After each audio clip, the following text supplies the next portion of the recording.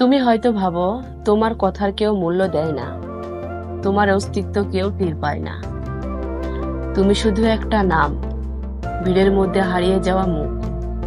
কিন্তু জানো, তুমি খুবই গুরুত্বপূর্ণ একটা মানুষ। তোমার হাসি, তোমার উপস্থিতি, তোমার পরিশ্রম কারো না কারো জন্যে বড় কিছু। প্রতিদিন তুমি হয়তো যুদ্ধ করছো নিজের সঙ্গে, বাস্তবতার সঙ্গে, আর ঠিক এই লড়াইটাই তোমার গড়ে তুলছে। বিশ্বাস করো, তুমি যা করছো সেটা হিসাব রাখা হচ্ছে। আজ না কাল কেউ না কেউ বুঝবে।